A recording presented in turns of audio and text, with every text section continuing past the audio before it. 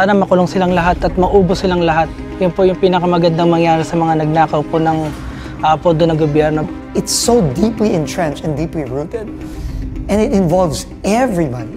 You cannot do this without everybody, top to bottom, getting involved. Impossible.